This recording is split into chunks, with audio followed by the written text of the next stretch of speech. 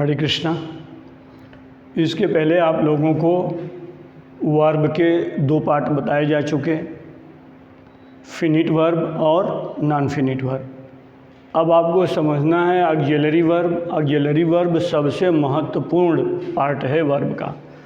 इसको आप समझ जाएंगे तो आप टेंस और ट्रांसलेशन की भी बहुत सी सारी चीज़ें समझ जाएंगे, क्योंकि टेंस के निर्धारण में हेल्पिंग वर्ब का बहुत महत्व होता है। ऑक्सिलरी वर्ब का आशय होता है सहायक क्रिया, इसको हेल्पिंग वर्ब भी कहते हैं। तो ये दो पार्ट होता है इसका, प्राइमरी ऑक्सिलरी और मॉडल ऑक्सिलरीज।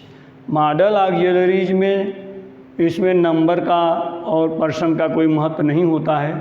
ये सब के साथ एक ही प्रयोग किया जाता है, सिंगुलर के साथ और प्लूरल के साथ समान रूप से, चाहे सिंगुलर सब्जेक्ट हो चाहे प्लूरल सब्जेक्ट हो, सब के साथ मॉडल ऑक्सिलरीज समान रूप से प्रयोग किए जाते हैं। Will, would, shall, should, can, could, may, might, ought to, must, dare, need और यूज्ड टू, ये 13 हैं।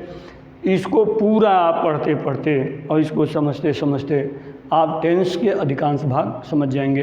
टेंस ही नहीं, ट्रांसलेशन भी आपको काफ़ी हद तक समझ में आ जाएगा।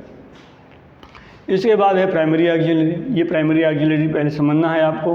तो प्राइमरी ऑक्सिलरीज में डू है, तो डू ये वर्ब है। तो वर्ब में क्या है कि ये वर्ब हमेशा प्लूरल फॉर्म में होते हैं। इसके पहले हमने बताया था, जब मैं आप लोगों को नंबर पढ़ा रहा था तो उसमें बताया था कि सिंगुलर और प्लूरल।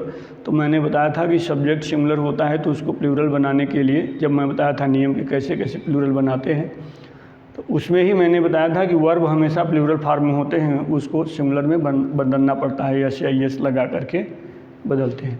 तो डू का ही ये प्लूरल फॉर्म में है, तो ये अब इसको एस लगा करके इसको सिंगुलर सब्जेक्ट में फॉर्म में बदल लिया गया।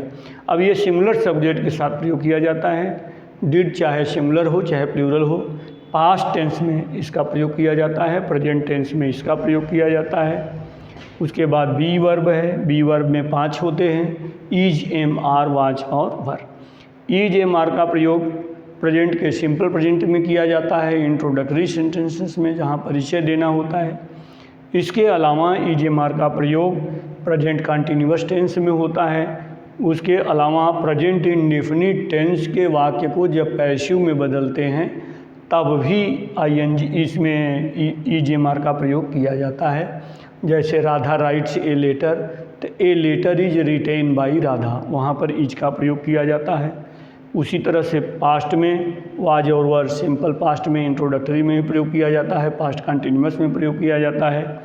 इसके अलावा लिंकिंग वर्ब में भी इनके प्रयोग होते हैं, जैसा कि आप लोगों ने पढ़ा।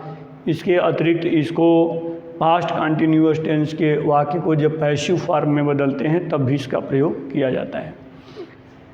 बीन है, हैज और हैव, तो प्रेजेंट टेंस में सिंगुलर सब्जेक्ट के साथ हैज का प्रयोग होता है और प्लूरल के साथ हैव का प्रयोग होता है। सिंगुलर और प्लूरल दोनों को समान रूप से हैड का प्रयोग किया जाता है। इतना आप लोग इसको अपने नोटबुक में उतार लेना।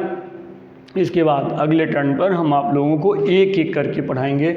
अब हम बताएंगे आपको प्राइमरी ऑक्सिलरी वर्ब की डू, डज और डिड का प्रयोग अगले क्लास में बताएंगे। ठीक है, हरे कृष्णा।